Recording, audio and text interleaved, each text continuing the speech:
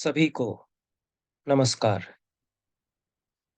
संस्कृत की विदुषियां और महिला कवि, इस श्रृंखला के अंतर्गत हमने लक्ष्मा कुराइन, गार्गी, मैत्रेयी और शीला भट्टारिका, इन चार विदुषियों तथा महिला कवियों पर बात की है। शीला भट्टारिका के अनंतर जिस कवि का स्मरण परंपरा में किया जाता है और जो संस्कृत साहित्य का इतिहास राजशेखर ने प्रस्तावित किया है 10वीं शताब्दी में, उसमें वर्णन किया जाता है, वह कवि विज्जिका हैं। विज्जिका के विजयांका, विज, विज्जा, विद्या और विज्जिका, ये चार नाम प्रचलित हैं। इससे उनकी लोकप्रियता का भी पता चलता है। अलग अलग नामों से उनको स्मरण किया गया है और ये सभी एक ही महिला कवि के नाम हैं, यह भी बोध बना रहा है। विद्या यह नाम दिया गया होगा संस्कृत परंपरा के अनुसार उनको, उनकी विद्या प्रवीणता को देखते हुए। विद्या का कर्नाटक में जहाँ वो थी वहाँ की भाषा में, प्राकृत में विद्या उच्चारण होता है, तो विद्या और विज्जा ये दो नाम उनके हुए। और विज्जा को ही कुछ और अधिक स्नेह से विज्जिका कर दिया गया। आचार्यों की परंपरा में भी बहुत दुलारी लाडली कवि विज्जिका रही है और प्रिय रही हैं। तो विद्या से वो विज्जा, फिर विज्जिका हुई और विजयी रही हैं। कदाचित कवि गोष्ठियों में, विमर्श में तो विजयांका, विजय जिनका चिन्ह है, ऐसा यह नाम भी उनका उपाधि नाम भी चल पड़ा है। राजशेखर ने जो प्रशस्ति की है, सरस्वतीव कर्नाटी विजयांका जयत्यसौ, या वैदर्भ गिराम वासः कालिदासादनंतरम। सरस्वती की तरह, सरस्वतीव कर्नाटी, कर्नाटी कर्नाटक की, विजयांका उसकी जय हो, तारीफ में जय हो कहा जाता है, जय जयकार नहीं होता। संस्कृत में जयति जब कहा जाता है तो प्रशस्ति या प्रशंसा का भाव उससे विदित होता है। या वैदर्भ गिराम वासः कालिदासादनंतरम, जो कालिदास के पश्चात वैदर्भ, वैदर्भी वाणी का वास बनी, जिसकी कविता में वैदर्भी रीति कालिदास के पश्चात सबसे उज्जवल रूप में, परिपक्व रूप में प्रकट हुई, यह राजशेखर कहते हैं। राजशेखर बहुत उदारता के साथ कवियों का आकलन करते हैं अपनी कवि प्रशस्तियों में और तारतमिक विवेक भी रखते हैं। शीला भट्टारिका के लिए तो उन्होंने कहा कि शब्दार्थयो समो गुंफा पांचाली रीति ऋष्यते, शीला भट्टारिका वाची बाणस्योक्तिषु सा यदि। शब्द और अर्थ का समान गुंफन पांचाली रीति है, वह शीला भट्टारिका की वाणी में है या फिर बाणभट्ट की उक्तियों में है। शीला भट्टारिका के पश्चात उन्होंने बाणभट्ट को रखा, वहां तो शीला भट्टारिका को पहला स्थान दिया है, कदाचित कालक्रम की दृष्टि से दिया है, और बाण के ऊपर उनको पांचाली रीति के प्रयोक्ता के रूप में उन्होंने रखा।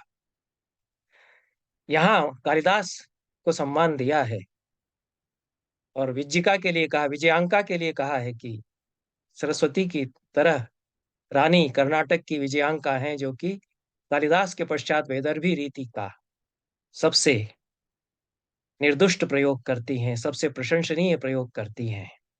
तो यह राजशेखर कहते हैं अपनी कवि प्रशस्तियों में, कवि प्रशस्तियों की श्रृंखला में। समय विजय या विज्जिका या विद्या का 8वीं शताब्दी के लगभग कहा जा सकता है। और जैसा पिछली कड़ी में हमने चर्चा की है कि शीला भट्टारिका इनसे पहले हो चुकी थी, इसलिए शीला भट्टारिका का स्मरण जितनी भी प्रशस्तियां हैं महिला कवियों की, उनमें विज्जिका के पहले किया जाता है। यह पद्य भी मैंने उद्धृत किया है पहले। शिला विद्या मारुला मौरिकाद्याः काव्यम कर्तुम संति विज्ञाः स्त्रियोपि। शीला या शीला भट्टारिका, भट्टारिका नाम उनके आगे लगा है इसलिए यह लगता है कि वो राज परिवार की ये भी थी। और विद्या या विज्जिका तो राज परिवार की थी ही, रानी थी कर्नाटक की। तो शीला या शीला भट्टारिका, विद्या या विद्या, मारुला मौरिका, ये महिला कवि हुई हैं। यहाँ पर शीला भट्टारिका के पश्चात विद्या या विज्जिका का स्मरण किया गया है। और विज्जिका के बहुत सारे पद्य सुभाषित संग्रहों में उद्धृत हैं और काव्यशास्त्र के ग्रंथों में बहुत सम्मान के साथ उनको उद्धृत किया जाता है। शीला भट्टारिका को भी और विज्जिका को बहुत अधिक मान सम्मान देते हुए हमारे आचार्य उद्धृत करते हैं। सुभाषित संग्रहकारों की भी वे प्रिय कवि रही हैं। और सबसे पहले विज्जिका को उद्धृत किया आचार्य मुकुल भट्ट ने, जिनका समय 925 ईस्वी के आसपास है। और विज्जिका ने दंडी का उल्लेख किया है अपने एक पद्य में, जिसकी की चर्चा हम करेंगे। इसलिए दंडी के पश्चात वो आती हैं और मुकुल भट्ट के पहले 9वीं शताब्दी में, 10वीं शताब्दी के आरंभ में जो मुकुल भट्ट हुए, उनके पहले वो हो चुकी थी और दंडी के पश्चात वो हुई। इस आधार पर 7वीं या 8वीं शताब्दी विज्जिका का समय माना जाता है। और इतिहास के अध्येता बताते हैं कि कर्नाटक की रानी विजया थी, जो पुलकेशी द्वितीय के बड़े पुत्र, ज्येष्ठ पुत्र चंद्रादित्य की पत्नी थी। उनका नाम विजय भट्टारिका या विजयांका मिलता है। और ये विद्वान विजय भट्टारिका या विजयांका और विज्जिका विद्या विद्या इनको अभिन्न मानने के पक्ष में हैं। तो पुलकेशी इससे कालक्रम भी और भी कंफर्म हो जाता है, सुपुष्ट हो जाता है। पुलकेशी द्वितीय 7वीं शताब्दी में श्रीहर्ष के समकालीन थे। और उनके बेटे ज्येष्ठ पुत्र चंद्रादित्य, इस दृष्टि से 7वीं 8वीं शताब्दी विज्जिका का समय हम मान सकते हैं। और एक कौमुदी महोत्सव नाटक मिलता है, ऐतिहासिक नाटक है और सुंदर नाटक है। उसके विषय में यह माना जाता है कि वह विज्जिका का लिखा हुआ है। किसने लिखा या नाम स्पष्ट नहीं, उसकी पांडुलिपि जो एक ही मिली उसमें अंकित नहीं है, इतनी गलित पांडुलिपि थी। तो उसमें कौमुदी महोत्सव नाटकम के ऊपर कया प्रणीतम इतना ही पढ़ने में आता है, उसके पहले के अक्षर लुप्त हो गए। तो विज्जि कया प्रणीतम ऐसी कल्पना करके विद्वानों ने यह माना कि वह विज्जिका का लिखा हुआ नाटक होगा। पर चूंकि पूरी तरह से इसकी पुष्टि नहीं की जा सकी, इसलिए उस पर हम अभी विचार नहीं कर रहे हैं। मैंने अपने संस्कृत साहित्य के समग्र इतिहास में तथा अन्य संस्कृत साहित्य की पुस्तकों में उस पर विचार मैंने किया या अन्य विद्वानों ने भी किया है उस नाटक पर। हम विज्जिका के कतिपय पद्यों पर विचार करेंगे। और सबसे बड़ी जो बात जिसके लिए विज्जिका जानी जाती है वो उनकी गर्वोक्तियां हैं। यह भी हम कह सकते हैं कि गर्वोक्तियों का प्रवर्तन ही संस्कृत काव्य की परंपरा में विज्जिका से हुआ। इसके पहले इस तरह की गर्वोक्तियां नहीं किसी की, जहां तक मुझे जानकारी है, मिलती हैं। कालिदास ने जो अपने लिए कहा है, मंदः कवि यश प्रार्थी गमिष्याम्युपहास्यताम प्रांशु लभ्ये फले लोभात उद्बाहुरिव वामनः, यह मात्र विनय नहीं है, इसमें थोड़ी सी गर्वोक्ति छिपी हुई है कि मैं उन फलों को अंततः तोड़ लूंगा। क्योंकि आगे वो कहते हैं कि अथवा कृतवाग द्वारे वंशेस्मिन पूर्व सूरिभिः मणौ वज्र समुत्कीर्णे सूत्रस्य वास्ति में गति। मैं तो जो सारे मोती मिले हुए हैं परंपरा के, उनको एक माला में गूंथ करके माला बना करके प्रस्तुत कर दूंगा। तो मैं वैसा बोना नहीं हूं। उसमें तो थोड़ा कटाक्ष है कि जो उपहास करते हैं वो करते रहें।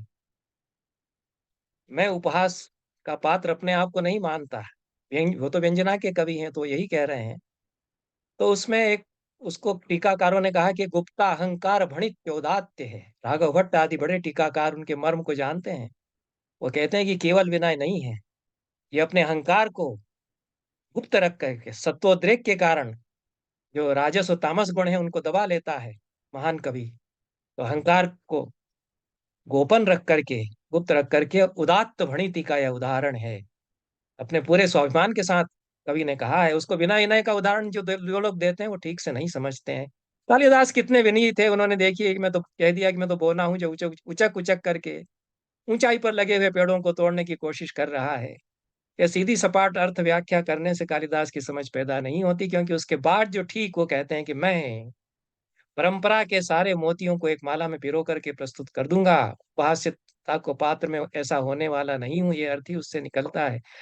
तो वहां थोड़ी सी गर्भोक्ति व्यंजना में आई, लेकिन गर्भोक्तियों का एक काव्य विधा के रूप में, जो कि बहुत ही समर्थ काव्य विधा संस्कृत की है, और अन्य किसी भाषा में इस तरह की गर्भोक्तियां नहीं होती, नहीं मिली मुझे। कुछ है हिंदी की रीतिकालीन मध्यकालीन काव्य परंपरा में और आधुनिक कविता में भी हैं, लेकिन गर्भोक्ति को एक काव्य विधा के रूप में जिस प्रकार से कल्टीवेट किया संस्कृत काव्य परंपरा में, और कवि जहां अपने पूरे स्वाभिमान के साथ खड़ा होता है, समाज के सामने, सत्ता के सामने भी खड़ा होता है।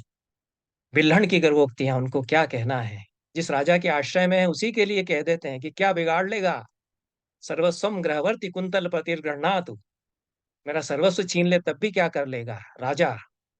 भर्तृहरि की उक्तियां, पंडित राज जगन्नाथ की गर्भोक्तियों का तो कहना ही क्या है।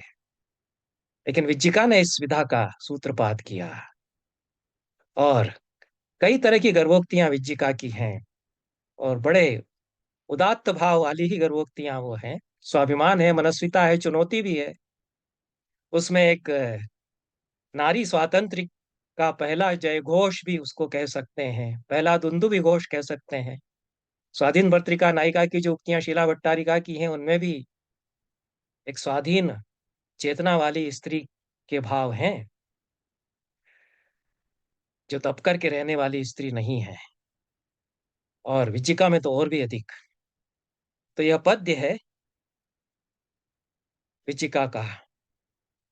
एको भून नलिनाथ परश्च पुलिनाथ वल्मीक जन्मा परह। भिन्न पाठ मिलता है, जो ये सामने आपके है। एको भून नलिनाथ ततश्च पुलिनाथ वल्मीक तश्चापरः। एको भून नलिनाथ परश्च पुलिनाथ वल्मीक तश्चापरः। यह भी कह सकते हैं। पाठ भेद मिलते हैं विज्जिका की कविता में, इससे भी उनकी लोकप्रियता का पता चलता है, क्योंकि जगह जगह उद्धृत होती हैं, जगह जगह कॉपी की जाती है उनकी कविता, लिपिकार उसको नोट करते हैं, तो कुछ का कुछ थोड़ा बहुत लिख देते हैं। सावधान है लिपिकार, तो छंदोभंग नहीं होने देते हैं। तो कहीं परश्च हो गया है, कहीं ततश्च हो गया है, जो पाठ लिया जाए। एको भून नलिनाथ ततश्च पुलिनाथ वल्मीक तश्चापरः ते सर्वे कवयो भवन्ति गुरवस्तेभ्यो नमस्कुर्महे। विज्जिका विज्जिका कहती हैं कि एक तो नलिन से पैदा हुए, एक का तो जन्म नलिन से हुआ, दूसरे का पुलिन से हुआ, और तीसरे का वल्मीक से हुआ।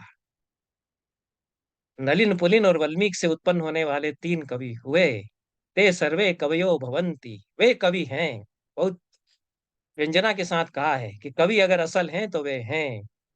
ते कवयो भवन्ति गुरुवः, वे गुरु कवि हैं, हमारे भी गुरु हैं, वो बड़े कवि हैं। तेभ्यो नमस्कुर्महे, हम उनको नमन करते हैं। नमस्कुर्महे होना चाहिए। नलिन से उत्पन्न होने वाले कवि तो प्रजापति ब्रह्मा है। पूरी संसार की जो कविता है वह उनकी रची हुई है। हमारी परंपरा में इस दृश्यमान जगत को ही काव्य जगत को भी काव्य कहा गया, और प्रजापति इसके कवि हैं। इसलिए कवि को भी प्रजापति कहा जाता है। प्रजापति रिव काम जनित जगतः, अभिनव भारती में अभिनव गुप्त कहते हैं कि कवि प्रजापति हो जाता है। और आनंदवर्धन भी कहते हैं अपारे काव्य संसारे कवि रेखा प्रजापति, तो कवि अपने काव्य संसार का प्रजापति है। और देवस्य पश्य काव्यम, अथर्ववेद के ऋषियों ने कहा, ऋग्वेद के ऋषियों ने कहा कि यह संसार विधाता की लिखी हुई कविता है। तो हमारे यहाँ इस संसार को, सृष्टि को पाप से जन्मा हुआ नहीं माना गया। इस संसार को आनंद से, आनंद के उच्छलन से रचित माना गया। और यह भी एक कविता है अपने आप में, यह ईश्वर की, विधाता की रची हुई कविता है। तो जो प्रजापति है वह सबसे बड़ा कवि है। और जो हम कविता लिखते हैं वह प्रजापति की भूमिका में आरूढ़ होकर के उसका अनुकरण, उसकी अनुकृति करते हुए काव्य रचना करते हैं। तो हम भी अपने काव्य विश्व के प्रजापति हैं, जो जो भी कवि हैं, ऐसा। इसलिए नलिन से जन्म लेने वाले कमल योनि ब्रह्मा तो पहले कवि हुए, दूसरे कवि पुलिन से हुए, क्रमभंग इसमें हुआ है। दूसरे कवि पुलिन से हुए, पुलिन से जो नदी का किनारा था उसमें उनका जन्म हुआ। सत्यवती और पराशर के संयोग से नदी तट पर जन्म लिया व्यास ने। वो बड़े कवि हैं ही, महाभारतकार हैं, सारे पुराणों के भी कर्ता कहे गए हैं। और वाल्मीकि से तीसरे कवि ने जन्म लिया, अन्य कवि ने जन्म लिया, वाल्मीकि ने, जो दीमक की बामी से निकले, तपस्या कर रहे थे, दीमक की बामी से ढक गए। ये तीन कवि हैं, एक नलिन से हुए, एक पुलिन से हुए, एक वाल्मीकि से हुए, ये कवि होते हैं। उनको मैं नमन करती हूँ। अर्वांचो यदि गद्य पद्य रचना चेतस चमत कुर्वते। आजकल के कवि यदि गद्य और पद्य की रचना करके चित्त को चमत्कृत करते हैं, तेषां मूर्धनि ददामि वाम चरणम कर्णाट राज प्रिया। तो मैं कर्नाटक राज की प्यारी रानी, उनके मस्तक पर अपना बायां चरण रखती हूँ। बहुत बड़ी बात कह दी। आजकल के कवि भी चमत्कार कर सकते हैं, ये तो कहती हैं, लेकिन जो कवि हो गए, नलिन से जन्मे, पुलिन से जन्मे, वाल्मीकि से जन्मे, असल कवि वे ही हैं। कालिदास को भी नहीं गिना उन्होंने। और ये लोग आजकल के कवि यदि चित्त में चमत्कार उत्पन्न करते हैं कवि ये भी चित्त में चमत्कार भी उत्पन्न कर सकते हैं। ये चेतस चमत कुर्वते, इसमें बहुत अच्छा प्रयोग किया है। क्योंकि चमत्कार क्या है, अभिनव गुप्त ने अभिनव भारती में समझाया है कि जो चित्त में चमत्कार होता है वो डीप कंटेम्पलेशन की स्थिति, जिसका कि वर्ड्सवर्थ ने वर्णन किया है। अभिनव गुप्त कहते हैं कि अपने भीतर रस चरुणा करता हुआ जिस ऊंचे धरातल पर पहुंचता है, उसमें वह समाधि की दशा में उस काव्य का भावन करते हुए एक ऐसी अद्वय की स्थिति में पहुंचता है। वह चमत्कार, रसाभोग, रसावेश, वेशद्य की स्थिति है। यह अभिनव गुप्त कहते हैं। उसको समझ करके ही विज्जिका ने कदाचित यह बात कही है कि वे गद्य पद्य की रचनाओं में के द्वारा चित्त में चमत्कार यदि ला देते हैं तो वे भी कवि तो हुए, लेकिन और मैं कर्नाटक के राजा की रानी, उनके मस्तक पर अपना वाम चरण रखती हूँ। वाम अंग स्त्री का शुभ माना गया है। और अच्छे अच्छे कवि विजयांका के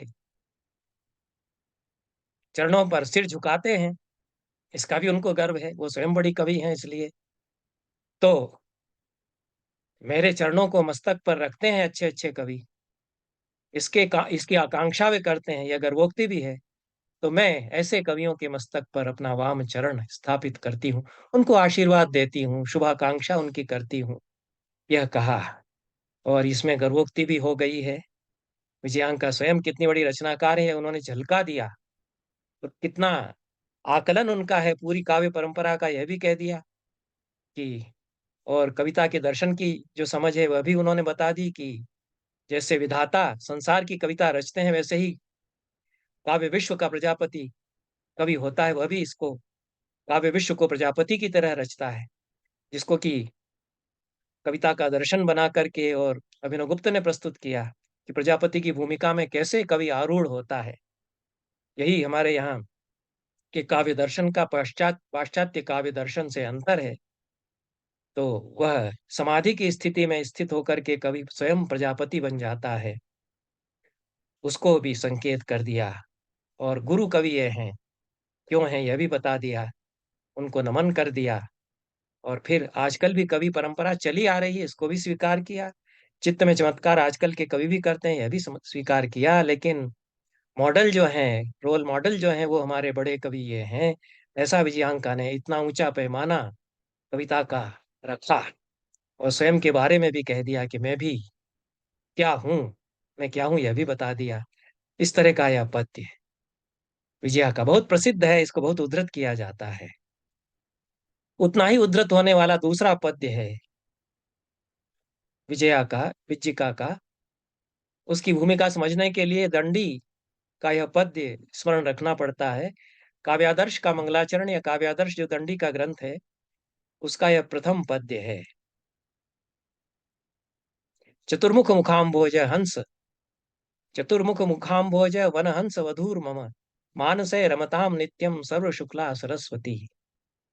चतुर्मुख के मुखाम्भोज वन की हंस वधू, रूपक अलंकार इतना बढ़िया बांधा है। चार मुख वाले ब्रह्मा के जो चारों मुख है, वे कमल हैं। उस चतुर्मुख अम्बोज या कमल वन की जो हंस वधु है, उसमें रमण करने वाली जो हंसिनी है, ऐसी सर्व शुक्ला सरस्वती। मानसे रमताम नित्यम, मम मानसे रमताम नित्यम, मेरे मानस में नित्य रमण करती रहें, रमी रहें, ऐसा सर्व शुक्ला, पूरी तरह से जो शुक्ल हैं, स्वच्छ शुभ्र वर्ण की हैं, ऐसी सरस्वती मेरे मानस में नित्य रमण करें। काव्यादर्श बहुत बड़ा ग्रंथ है, और यह वैश्विक काव्य शास्त्र को, ग्लोबल पोएटिक्स को पहला बड़ा योगदान दंडी का है। यह ऐसा ग्रंथ है जो भारत के बाहर गया।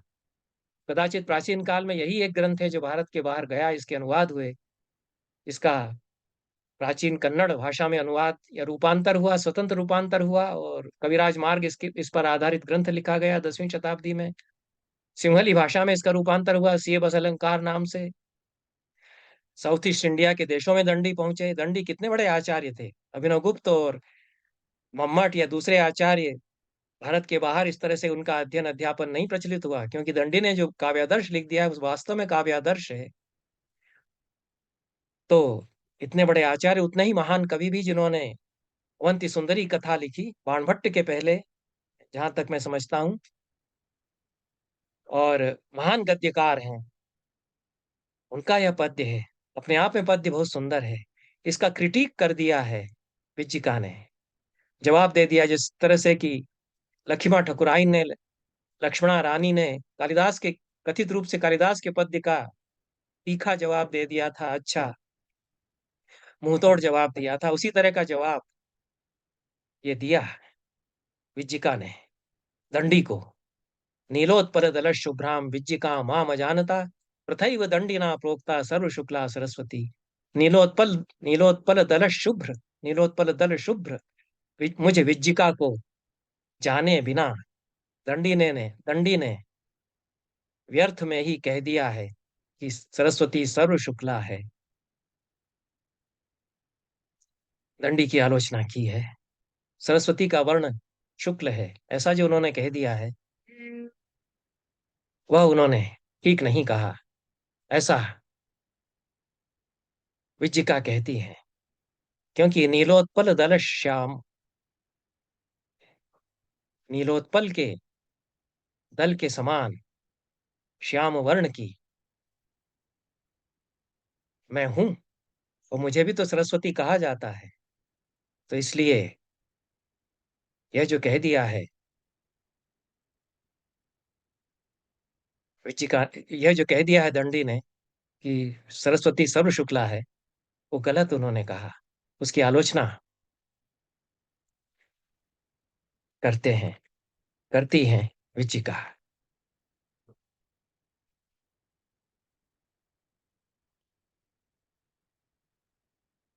तो नील कमल की पंखुड़ी जैसे श्याम वर्ण की मुझ विज्जिका को जाने बिना दंडी ने व्यर्थ ही सरस्वती को सर्व शुक्ला कह दिया। शांगधर पद्धति और सुभाषितावली में यह पद्य उद्धृत होता है, और कवि परंपरा में, पंडित परंपरा में भी यह प्रसिद्ध है। और मैं साक्षात सरस्वती हूँ, यह अर्थशक्तियुक्त ध्वनि में वस्तु से वस्तु की व्यंजना का भी यह उदाहरण कहा जा सकता है। और यह, मैं जो इसको पढ़ता हूँ, वह पहला स्टेटमेंट है किसी महिला का, बहुत ही पावरफुल स्टेटमेंट, बहुत ही समर्थ वक्तव्य है रंगभेद के खिलाफ। जो गोरे रंग की हैं वही सरस्वती क्यों होंगी? मैं दक्षिण की हूं, मेरा रंग सांवला है, तो मैं सरस्वती क्या नहीं हूं? और मुझे तो कहा ही जाता है कि सरस्वती रूप है। तो यह रंगभेद के खिलाफ भी उनकी एक टिप्पणी है।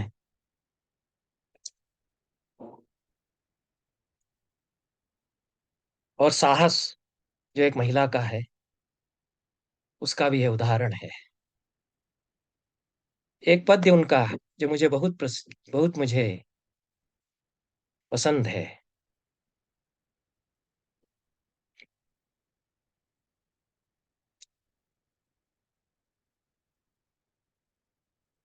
कवेरभिप्रायमशब्द गोचरम स्फुरन्तमार्द्रेषु पदेषु केवलम्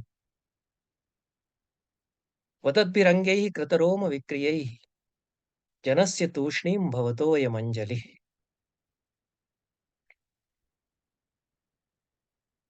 कवि के अशब्द गोचर अभिप्राय को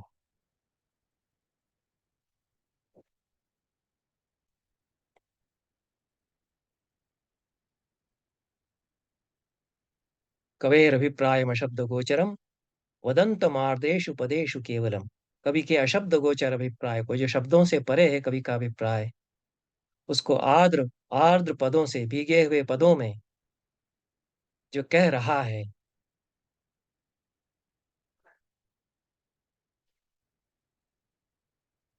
वदत बिरंगे वदत बिरंगे ही कृतरोम विक्रिय, उसको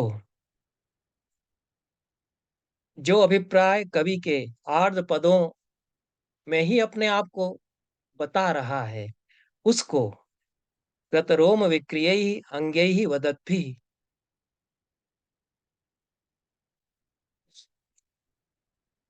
उस अभिप्राय को रोमांचित हुई काया, अंग अंग जिस जो रोमांचित हो गया है, उस काया के अंगों से जो उसको बता रहे हैं, उसके साथ जनस्य तूष्णीम भवतो ये मंजरी, चुप रह जाने वाले व्यक्ति को मेरी ओर से यह अंजलि है। मैं उसको नमन करती हूँ, हाथ जोड़ती हूँ, आदर उसके लिए प्रकट किया है।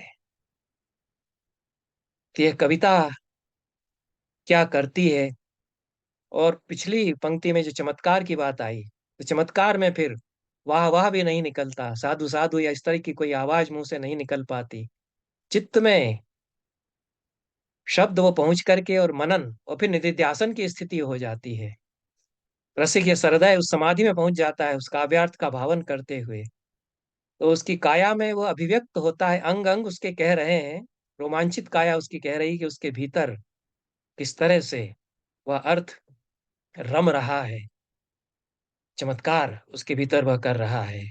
तो अपनी रोमांचित काया में अंग अंग से जो जो उस जो उसके अंग कह रहे हैं, कवि के अशब्द गोचर अभिप्राय को, जो कि स्फुरित होते हुए आर्द्र पदों में से ही झलकता है, उसको जो चुप हो गया है, केवल उसकी काया से झलक रहा है कि इसने समझा है, ऐसे सरधय को मैं नमन करती हूँ। तो यह कविता की जो समझ जिनमें है, वो उसको किस प्रकार से भावन करते हैं, और कवि समझ लेता है कि इसने मेरे काव्य का भावन किया है। यह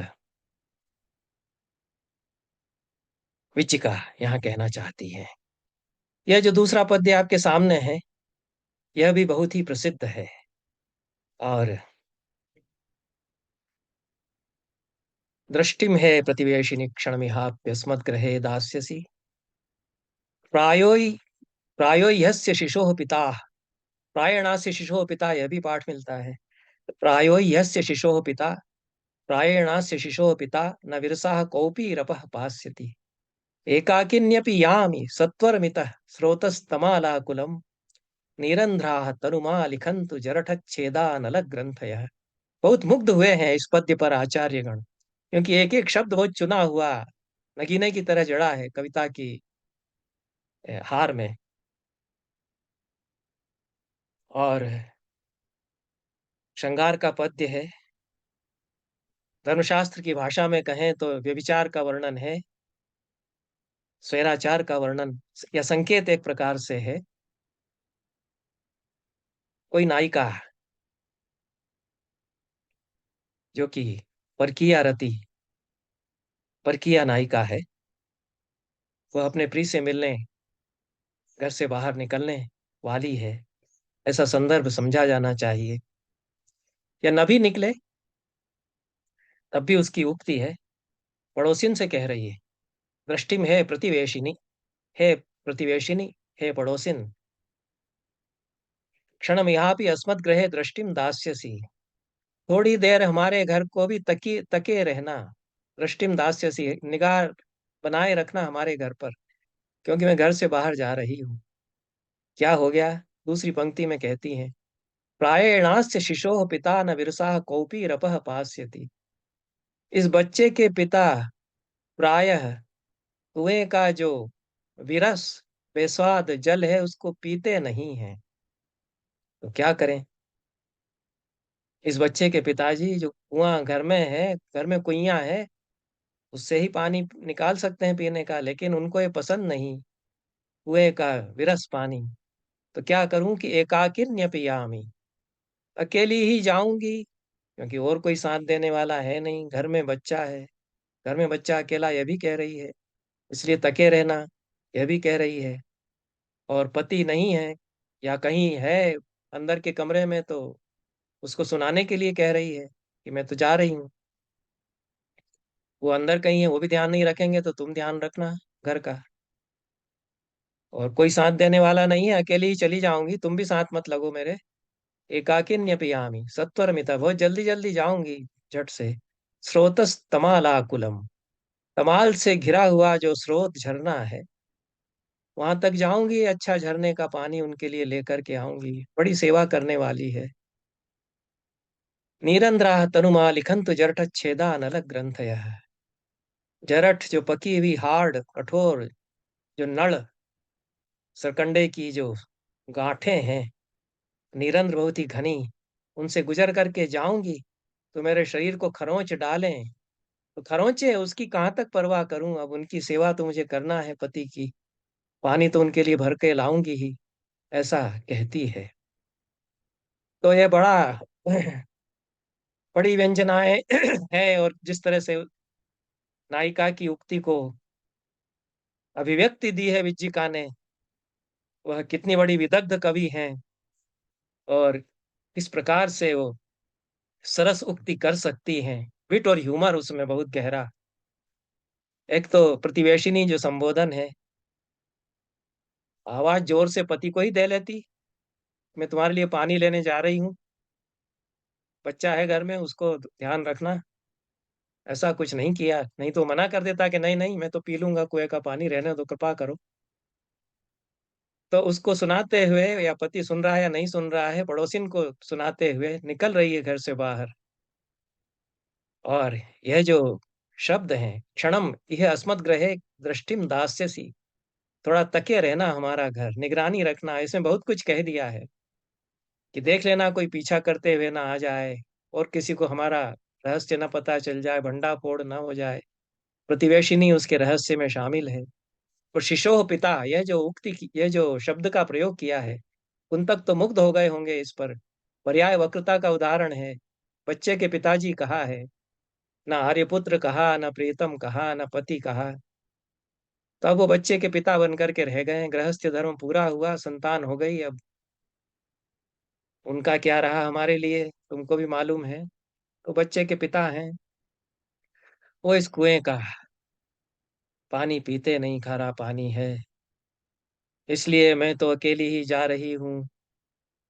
रास्ते में सरकंडे के वन पड़ेंगे, उनके बीच से गुजरूंगी, उनकी गांठें चुभेंगी, खरोंचे लग सकती हैं, और लग जाएं तो लग जाएं, मैं तो पानी वहां से भर करके आऊंगी, ऐसा कहती है। स्वैरिणी नायिका का यह कथन है। काव्यशास्त्र के कई कई आचार्य इसकी खूबसूरती पर निछावर हुए। विशेष रूप से ध्वनिवादी आचार्य, जो ध्वनि गहराइयां जो व्यंजना की ढूंढते हैं गद्य में, किसी पद्य में, उनके लिए तो व्यंजनाओं की झड़ी इसके एक एक शब्द से लगती है, निकल रही है। नायिका सचमुच में पड़ोसिन के लिए कह रही हो, ऐसा भी नहीं है। पड़ोसिन सुन रही है या नहीं सुन रही है, यह भी इसमें पता नहीं चलता। हो सकता है सुन रही हो, अच्छा ही है, सुन रही है तो, लेकिन सुना किसी और को रही है। हो सकता है कि पति को सुनाने के लिए कह रही है, या हो सकता है कि घर में और भी महिलाएं हैं, सास है, ननंद है, उनको सुनाने के लिए कह रही है। वो सबको चुनौती देते हुए निकल ही जा रही, वो भी क्या कर लेंगी, इसको तो निकलना है घर से बाहर। और एकाकिन्यपि यामि, अकेली ही जाऊंगी। इसमें पड़ोसिन को सावधान कर दिया है कि ध्यान रखना कि अकेली ही रहूं मैं, कोई पीछे न लग ले मेरे। यह भी सावधान कर ही दिया है। तमाला आकुलम स्रोत है, झरने के लिए तमालों से आकुल, यह विशेषण कुछ और ही कहानी कहता है। तमाल कुंज में नायिका का प्रतीक्षा में आतुर प्रेमी है, तो आकुल शब्द का जो प्रयोग किया है, जिसके तमाल आकुल हो रहे हैं, वो वहां जो प्रेमी है वो वहां ऐसा बेचैन हो रहा है कि वो तमालों को झिझोड़ रहा है। तो वह जो स्रोत है, झरना है, उसके आस किनारे लगे हुए जो तमाल हैं वो अकुला रहे हैं, उनको झिंझोड़े दे रहा है, उनकी डालियां हिला रहा है। तमाल कुंज बहुत घना है, यह भी कह दिया। इतना घना है कि तमालाकुल है वह स्रोत, तमालों घने तमालों से घिरा हुआ है। तो ये बहुत सारी व्यंजनाएं तमालाकुल शब्द से और जरठ शब्द का जो प्रयोग किया है, बहुत निखार कविता का। जरठ जो देह पर उनके खरोंचने के लिए, वो जरठ है इसलिए खरोंच दे देते हैं। और आलिखन तो यह धातु का जो प्रयोग किया है, क्रियापद का प्रयोग किया है, भाषा की लाक्षणिकता और वक्रोक्ति को कैसा संभाला है, यह है। उद्दाम रति का चित्रण संकेत भी इसके द्वारा विज्जिका ने कह दिया है। जिस नायक से प्रेम है उससे कैसा मिलन होगा, उद्दाम रति का वह भी संकेत दे दिया है। तो यह एक नायिका शीला भट्टारिका की स्वाधीन भर्तृका भी है, जो यह कौमार हरस वही वरा, वर कहती है अपने पति को, वहां पति नहीं कहती, प्रीतम भी नहीं कहती, वर कहती है, दूल्हा बना हुआ है अभी भी। और यहाँ एक नायिका यह है जो पति प्रीतम कहना तो दूर रहा, वर कहने की तो कोई बात ही नहीं है, बच्चे के पिताजी ऐसा कहती है। मम्मट ने शब्द व्यापार विचार में इस पद्य को उद्धृत किया है। दश रूपक अवलोक में धनिक ने उद्धृत किया है। विधावृत्ति मातृका में उद्धृत हुआ ही है मुकुल भट्ट की। और कविंद्र वचन समुच्चय में शार्ंगधर पद्धति में भी यह संकलित है।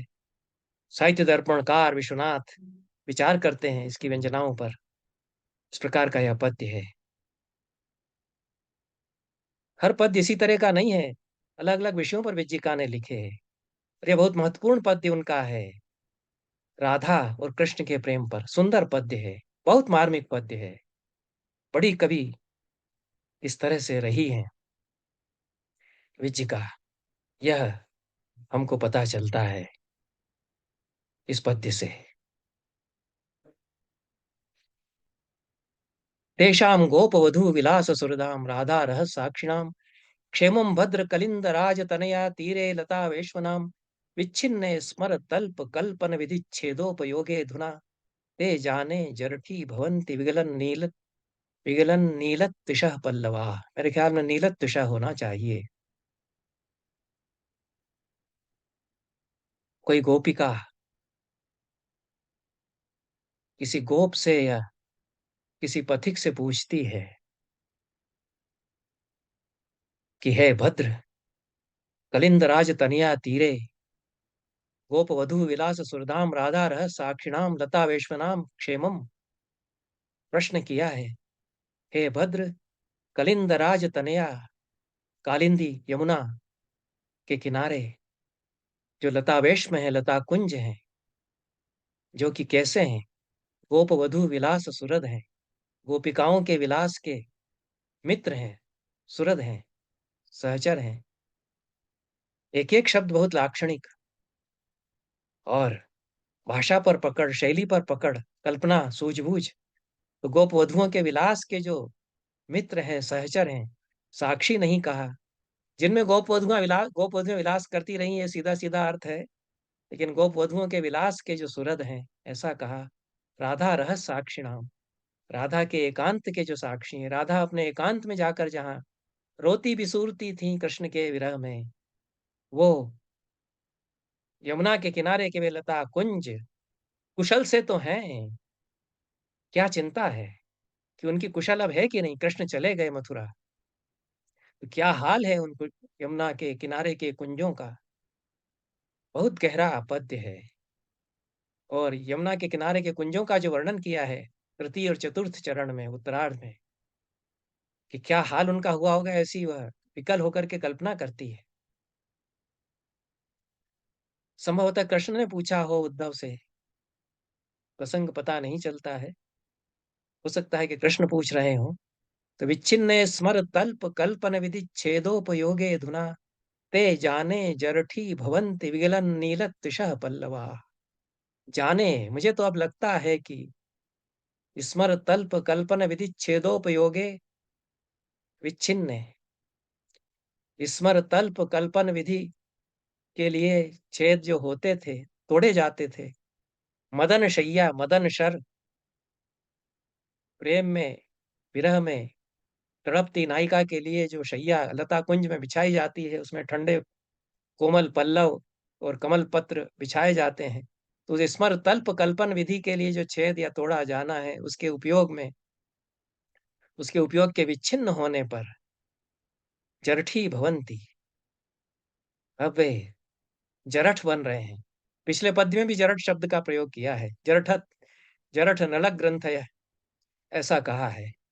अब वे सूख कर जरठ बनते जा रहे हैं। विगलन नीलत दिशा, उनकी जो नीलिमा है वो विगलित होती जा रही होगी, ऐसा। विगलन नीलत दिशा पल्लवा, जो कोंपलें थीं, उनकी नीली आभा विगलित होती चली जा रही होगी अब तो। अब ये लता कुंज कहाँ होंगे, अब ये सूख रहे होंगे, कौन उनमें जाता होगा, जिनमें कि स्मरतल्प कल्पन विधि में पल्लव तोड़ तोड़ करके और अ, स्मर शैयाएं बनाई जाती थीं, वह सब बंद हो चुका होगा, वो सारा काम। अब वे सूने होंगे लता कुंज, ऐसा कहा है। बहुत सारे संकेत इससे निकलते हैं। अब गोपिकाएं शायद अब वहां नहीं जाती होंगी, क्योंकि कृष्ण वहां नहीं आते, कोई वहां पहुंचता नहीं। गोपिकाओं को भी मना कर दिया गया है कि घर में रहो, जाने की जरूरत नहीं है, हो गया सब बहुत प्रेम व्यापार कृष्ण के साथ, और वो भी जा चुका है मथुरा। तो सूनापन उनमें पसरा है, सन्नाटा वहां होगा, और स्मरतल्प कल्पन विधि के लिए जो तोड़े जाते थे पल्लव, वे भी अब, उनको इसी में धन्यता अपनी उन पल्लवों को लगती थी कि हमें तोड़ करके गोपिकाओं ने बिछा लिया है।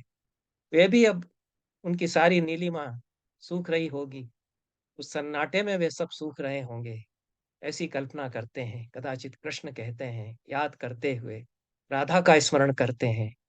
राधा अपने एकांत में जहां जाकर बैठा करती थी, फिर मैं पहुंचता था, ऐसा कहते हैं। गोप वधुओं के विलास के जो सुरद रहे हैं, जहां हमने रासलीलाएं की, ऐसे वो कुंज लता कुंज कैसे हैं। ये सुभाषित रत्न कोश, जो प्राचीनतम सुभाषित संग्रह है विद्याकर का, 12वीं शताब्दी के आरंभ में संकलित किया गया। बहुत बड़े संग्रहकार थे विद्याकर, बौद्ध भिक्षु थे। क्या संग्रह उन्होंने कर दिया है, लगभग 2000 पद्यों का, दुर्लभ पद्यों का, 11वीं शताब्दी में। उसमें विद्या के नाम से उद्धृत मिलता है। दूसरा पद्य, उसमें कवि का नाम नहीं दिया है, लेकिन अन्य सुभाषित संग्रहों में यह विद्या के नाम से उद्धृत है। और मुरला नदी का वर्णन है, जो दक्षिण की नदी है। मुरला नदी का वर्णन भभूति ने भी दंडकारण्य के वर्णन के साथ किया है। तो यह किसी ऐसी ही कवि, महिला कवि का है, जो दक्षिण की हैं, कर्नाटक की, दंडकारण्य की तरफ की हैं। सिकतिल तलाह सांद्र छाया तटांत विलंबिन शिशिर मरुताम लीला वासा कुण जल रंकव अभिनयवती निर्विच्छेद स्मर व्यय दायिन कथय मुरले के नामी ते कृता कृताश्चटुल द्रुमा। कृताश्चटुल द्रुमा होना चाहिए मेरी समझ से। मुरला नदी को संबोधित करती हुई कोई नायिका पूछती है, हे मुरले बता, किसने तेरे चंचल वृक्षों को ऐसा ऐसा कर दिया। सिकतिल तलाह सांद्र छाया तटांत विलंबिन,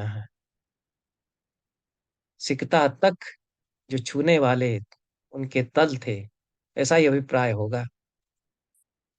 सांद्र छाया जो देते थे, तटांत तक जो झुके हुए रहते थे। शिशिर मरुताम लीलावासा, ठंडी हवाओं के जो लीलावास रहे हैं। कुणज जल रंग कवह, पानी जिनसे टकरा टकरा कर बहता था, क्वणित कुणत कर क्वणिन क्वणन करता था, आवाज करता था। अविनयवती निर्विच्छेद स्मर व्यय दायिना, यह भी बड़ा लाक्षणिक शब्दावली, व्यंग्य, वक्रोक्तियां कितनी झड़ी लगाती हैं विज्जिका। जो अभिनयवती नायिकाएं हैं उनके द्वारा निर्विच्छेद करने से जो स्मरव्ययदायी करने के कारण जो स्मरव्ययदायी हुआ करते थे, ऐसे तुम्हारे किनारे के वे चटुल वृक्ष मुरले किसने ऐसे कर दिए, ऐसा पूछती हैं। बहुत सारे पद्य हैं, कुछ पद्यों पर संक्षेप में जल्दी से विचार कर लेते हैं, झलक उनकी हम देते चलते हैं। माध्य दिग्गज दान लिप्त करट प्रक्षालन क्षोभिता व्योमन सीम्नि विचेरु प्रप्रतिहता यस्योर्मयो निर्मला कष्टं भाग्य विपर्ययेण सरसः कल्पान्तरस्थायिनस् तस्याप्येक बक प्रचार कलुषम बालेन जातम जलम। अन्योक्तियां जो पंडित राज ने बाद में लिखी जिस तरह की, उसी तरह की मार्मिक अन्योक्ति है। पुरा सरसी मानसे विकच सार सालिस खलत पराग सुरभि कृते पयस यस्य यातम वयः सत्वं पल्वल जले दुना मिलदनेक भेकाकुले मराल कुल नायक कथय रे कथम वर्तताम। ऐसी मार्मिक अन्योक्ति पंडित राज ने की है। उसी तरह की यह सरोवर को लेकर के अन्योक्ति है। कोई अत्यंत समृद्ध रसिक व्यक्ति जिसको उसके विपन्न होने पर छोड़कर चले गए, उसके आगे पीछे रहने वाले चाटुकार लोग, उसके लिए कदाचित कहा है। तो माध्य दिग्गज दान लिप्त करट प्रक्षालन क्षोभिता, मतवाले हाथी जहां आकर के मदजल जिनके कंडस्थल से कनपटियों से खूब बह रहा है, बहा रहे हैं इसमें और नहा रहे हैं, तो उसको क्षुब्ध कर रहे हैं, खूब अपनी सूंडों से इसके पानी में आलोड़न विलोड़न विलोड़न कर रहे हैं। और व्योमन सीमनि विचेरु रप प्रतिहता यस्योर्मयो निर्मला, बहुत ऊंचाई पर ले गई कविता को विज्जी का यहाँ, कि ऐसी छपाछप वो हाथी मचाते थे कि व्योम की सीमाओं को छूती हुई सी इसकी लहरें एक समय लगती थी। ऐसा गहरा पानी हाथी उतर करके ऐसी उसमें छपाछप नहाते हुए कर रहे हैं, तो ऐसी उछाल लहरें इसकी भरती रही हैं कभी। ऐसा यह सरोवर एक समय था। कष्टम, कैसे कष्ट की बात है कि भाग्य विपर्ययेण कल्पांतर स्थायी न सरस है, कल्पांत तक भी ऐसा ही ये बना रहेगा, ऐसा उसके बारे में सोचते थे। ऐसा गहरा ऐसा विशाल सरोवर यह था। उसका भी जल एक वक प्रचार कलुषम काले न जातम, एक बक के प्रचार से कलुष केवल बगुला वहां पर, केवल एक बगुला फिर वहां दिखाई पड़ रहा, अकेला एक बगुला दिखाई पड़ रहा, ऐसा सूख गया है। बहुत मार्मिक उक्ति है।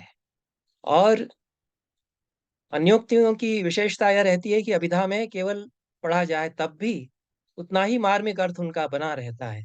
संस्कृत की जो अन्योक्ति की परंपरा है, जैसे गर्भोक्ति अपने आप में रमणीय होती है, उसकी व्यंजनाएं भी रमणीय होती हैं, अन्योक्ति जो अभिधा में है, अभिधेयार्थ भी उतना ही रमणीय अपने आप में हुआ करता है। तो इसमें जो प्रतीयमान अर्थ है, जो अप्रस्तुत है, जिसके कारण उपमान उपमेय वह व्यंग्य होता है, उसको न भी निकालें तब भी एक पर्यावरण, जो बदलता हुआ पर्यावरण है, उस पर बहुत मार्मिक उक्ति है। हम अपने तालाबों को नहीं बचा पा रहे हैं, जो इस समय हालत हो रही है, वह तो आज की दृष्टि से तो ये बहुत ही सटीक। कितने तालाब सूख गए जिनमें कि कभी हंस विचरण किया करते थे, जिनमें पानी लहराता रहता था, उनमें कीचड़। हमने ऐसे कई तालाबों की हालत देखी, और कई तालाबों पर तो कॉलोनियां बन गई, दिखाई देता है। हमारे एक प्रिय कवि हैं हरिश्चंद्र पांडे, उन्होंने कछार शीर्षक कविता लिखी है, बहुत अद्भुत कविता। तो हमारे जमाने में यह सब जो हो रहा है, 1200 साल पहले, 1300 साल पहले, इस पर्यावरण की जो विभीषिका आने वाली है, उसकी खतरे की घंटी भी विचिका एक तरह से यहाँ उन्होंने बजा दी है, ऐसा हम कह सकते हैं।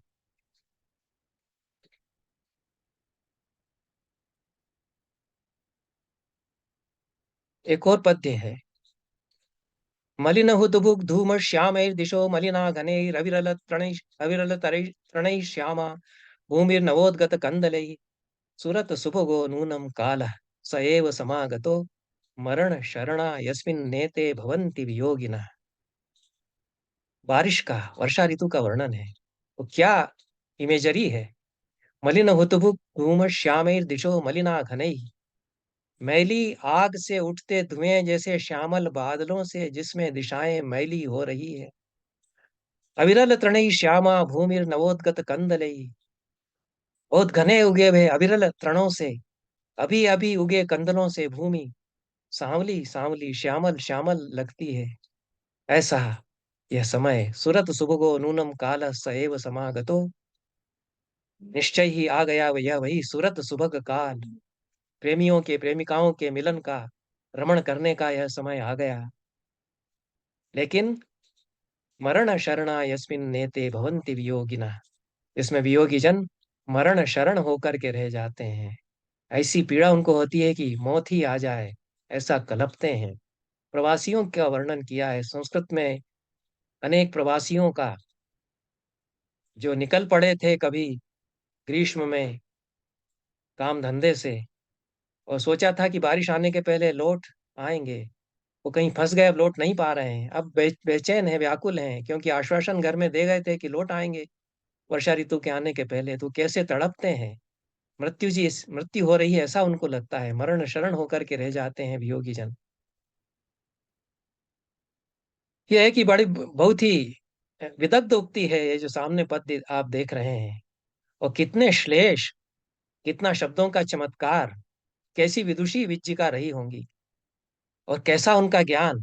रानी थी तो अर्थशास्त्र उन्होंने खूब पढ़ा। यह हम देखते हैं, अर्थशास्त्र का ज्ञान उड़ेल दिया है इस एक पद्य में। इस एक पद्य को समझ ले तो अर्थशास्त्र की बहुत सारी बारीकियां, राजनीति की बारीकियां समझ जाएगा। तो राजनीति में वो उनका दखल रहा होगा, यह भी इससे लगता है। तो कोशा स्फीत तरह स्थितानि परितः पत्राणि दुर्गम जलम मित्रैर्मण्डलम उज्ज्वलम चिरमदो नीतास्तथा कंटकाः इत्याकृष्ट शिली मुखेन रचनां कृत्वा तदत्यद्भुतम यत् पद्मेन जीगीषुणापि न जितम मुग्धे त्वदीयं मुखम। नायक चाटू करता हुआ है, अपनी प्रेमिका को, नायिका को मनाता हुआ, रिझाता हुआ कह रहा है। लेकिन नायक जो है वो राजा, बड़ा प्रशासन में लगा हुआ भी रहता है, पंडित भी बहुत बड़ा है। तो उस नायक की यह उक्ति विज्जिका ने बांध दी है। कोशा स्फीत तरह, बहुत फैला हुआ कोश। कोश फूल के भीतर का हिस्सा, यह एक अर्थ है श्लेष में। कोश खजाने को कहते ही है। खूब फूला हुआ इसका कोश था। स्थित स्थानी परितः पत्राणि, चारों ओर पत्र, पत्र थे, पत्तियां। यह कमल के पक्ष में है अर्थ। एक उक्ति जो प्रस्तुत है कमल के लिए है, और दूसरी जो उक्ति है वह राजा, सेना, प्रशासन उसके पक्ष में है। तो कोश भी खूब बड़ा था कमल के लिए, उसके भीतर का कोश। खजाना भी खूब बड़ा था, यह राजा के लिए। और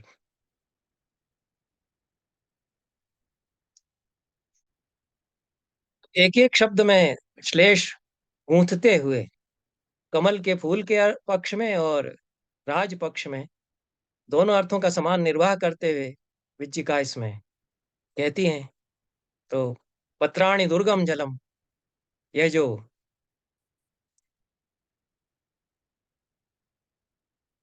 जल है वही तुम्हारा दुर्ग है।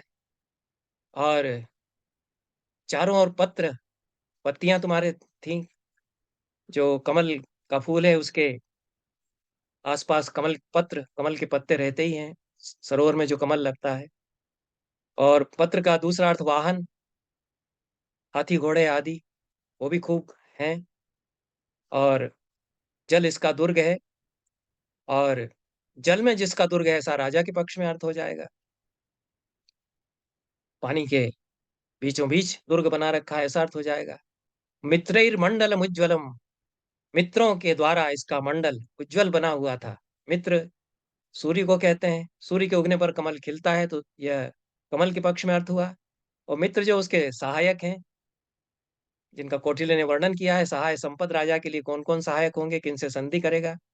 और मंडल का विशद वर्णन कौटिल्य ने अर्थशास्त्र में किया है। राजा का मंडल क्या है उसमें मिलता है, यह पारिभाषिक शब्द है अर्थशास्त्र का। तो यह मित्रों के द्वारा उसका मंडल उज्जवल बना हुआ था राजा के पक्ष में। और चिरमधो नीतास तथा कंटका, कंटकों को अधकृत कर दिया था, नीचे कर दिया था। कंटक या कांटे नीचे ही कहीं रह गए थे, ऊपर ऊपर कहीं कांटे नहीं थे। कमल पत्र उज्जवल शुभ्र खिला हुआ था। यह कमल के पक्ष में अर्थ आएगा। और कंटकोद्धार प्रकरण अर्थशास्त्र में आता है। प्रजा के दुख दूर करने के लिए राजा क्या क्या करे, उस प्रकरण को कंटकोद्धार कहते हैं। कांटे लोगों के हृदय से निकाल दे, प्रजा के हित के लिए काम करता हुआ। ये कंटकोद्धार, शासन के विघ्नों को समाप्त कर दिया गया, यह राजपक्ष में अर्थ आएगा। इत्याकृष्ट शिली मुखेन अर्चनाम कृत्वा तदत्यद्भुतम। इस तरह शिली मुखों को खींचते हुए, आकर्षित करते हुए। शिलीमुख का अर्थ होगा कमल के पक्ष में भंवरा, और शिलीमुख बाण को कहते ही हैं। तो बाण चलाते हुए, धनुष पर डोरी खींच करके बाण चलाते हुए, ये राजपक्ष में। और शिलीमुखों को, भ्रमरों को अपनी ओर खींचते हुए, यह कमल के पक्ष में अर्थ होगा। यह सब हुआ, फिर भी अद्भुत बात यह हुई कि यत पद्मे न जिगीषुणापि न जितम मुग्धे त्वदीय मुखम। हे भोली, हे मुग्धे, इस कमल ने इतना सब किया। इसका स्फीत कोश है, चारों ओर इसके पत्र हैं, जल इसका दुर्ग है, मित्र मंडल से मित्र से इसका मंडल उज्जवल है। कंटक इसके नीचे नीचे चले गए हैं, शिलीमुख आकर्षित हो रहे हैं। फिर भी कैसी अद्भुत बात है कि इतना सब तैयारी करने पर भी, हे मुग्धे, तुम्हारे मुख को यह नहीं जीत पाया। अच्छी चाटुकारिता चाटु की है। चाटुकारिता साइकोफेंसी यह नहीं होती है जो नायिका के लिए प्रेम में उक्तियां की जाती हैं। वह मनोविनोद, कविता, सौंदर्य सब उसमें रहता है। और इसमें तो भाषा की जादूगरी विज्जिका ने दिखाई दी है। तो यह एक और पद्य है। अन्योक्ति भी हमने चर्चा की है अन्योक्ति पर। यह चंपा के पेड़ पर अन्योक्ति है। और प्रकृति किस तरह से आती है अन्योक्तियों में, इन महिलाओं की कविताओं में, जो प्रस्तुत विधान के रूप में, दोनों रूपों में आती है। तो केनात्र चंपकतरो बतरोपितोसी कुग्राम पामर जनांतिक वाटिकायाम यत्र प्रवृद्धतर शाक विवृद्धि लोभात वो भग्न वाट घटनोचित पल्लवोसी। हे चंपक, तरु है चंपा के पेड़, किसने तुम्हें कुग्राम, इस गावड़े के पामर जनों की वाटिका में लगा दिया। यहाँ के लोग चंपा के फूल, चंपा के पेड़ की खूबसूरती को नहीं जानते। वो तो ये समझते हैं कि ये अच्छा मिल गया, इस पर साग सब्जियों की बेलें, हमारी लतरें हम लटका दें, चढ़ा दें। प्रवृद्धतर शाक विवृद्धि लोभात भग्न वाट घटनोचित पल्लवोसी।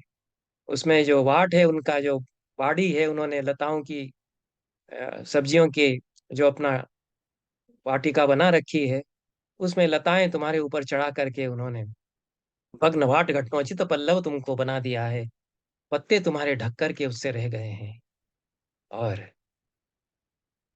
एक और सुंदर उक्ति है विचिका की। यह विरहिणी नायिका की उक्ति है।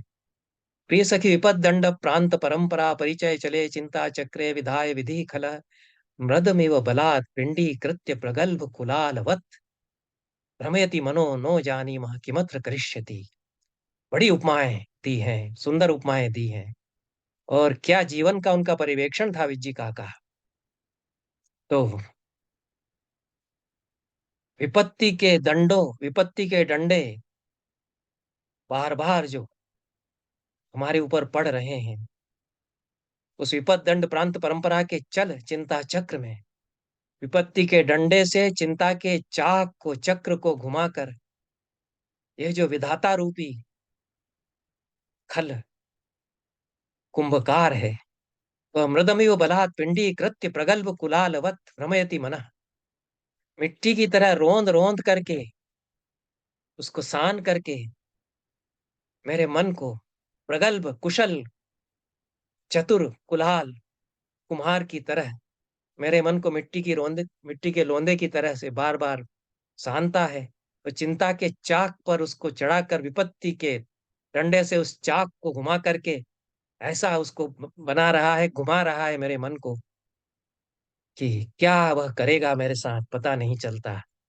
यह कितना चिंता चक्र कहाँ कहाँ ले जाता है, और कवि की कल्पना कैसे उसको बांधती है, इसका उदाहरण है। और विनोद किस प्रकार से है, इन महिला कवियों की कविताओं में हास्य, व्यंग्य, परिहास और अन्योक्तियों में कैसे वह आता है। यह समुद्र पर अन्योक्ति की है, यह भी सुंदर है।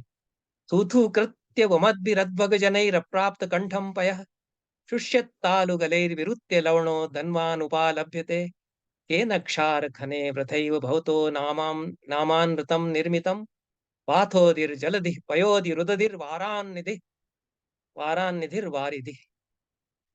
पांडित्य खूब बता दिया है और पुरुष समाज को चुनौतियां तो दी कि तुम ही लोग पंडित नहीं, हम लोग भी हैं। अमरकोश तुमने रटा तो हमने भी खूब रट रखा है। समुद्र के पर्याय चौथी पंक्ति में बता दिए। तो प्यासे पथिक सागर के किनारे आते हैं, सोचते हैं कि इतनी प्यास लगी है, चटक रहा है प्यास से गला, इसी का पानी पी लें, लेकिन मुंह में डालते ही से थू थू करके उगल देते हैं।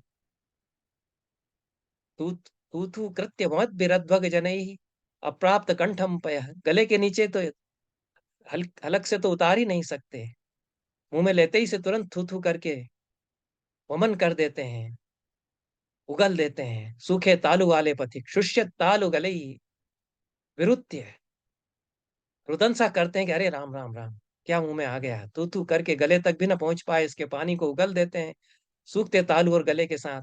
तो ताना दे दे करके सागर को फिर उपालंब उलाहना देते हैं। लवणो धनवान, ये खारे पानी वाला सागर, उपालभ्यते उलाहना इसको दिया जाता है। केन क्षार खने वृथई भवतो नामान रतम निर्मितम, हे खारे पानी के खदान खजाने, हे क्षार खनी, किसने तुम्हारे ये सारे झूठे नाम बना दिए। पाथोदिर जलधि पयोधि रुदधि वाराम निधिर वारिधि, ये सारे पर्याय, इतने सुंदर सुंदर पर्याय जिनसे लगता है कि मीठे पानी से भरा हुआ, लहराते मीठे पानी से भरा हुआ यह सागर होगा। क्योंकि जल तो अच्छे पानी के लिए आएगा, पयोधि पयस दूध के लिए भी आते हैं, दूध का सागर पयोधि कहलाता है। तो पाथोधि जलधि पयोधि उदधि वारान निधिर वारिधि, ये सब जो है वो मीठे पानी के लिए पर्याय तुम्हारे नाम में किसने गूंथ दिए। पाथोदी उदधि जलधि पयोधि वारानिधि वारिधि, किसने तुमको कह दिया। ऐसा वे पालम्ब देते हुए कहती हैं। और भी कुछ पद्य हैं, मार्मिक पद्य हैं, सारे ही पद्य विज्जिका के इसी तरह के हैं। हम यहीं पर समाप्त करते हैं विज्जिका पर इस चर्चा को, और आगे कुछ विदुषियां भी हुई हैं, केवल कवि ही नहीं, संस्कृत में चिंतक और विचारक भी हुई, और उनके चिंतन का नमूना भी कभी प्रस्तुत करते हुए हम चर्चा को आगे बढ़ाते रहेंगे। धन्यवाद।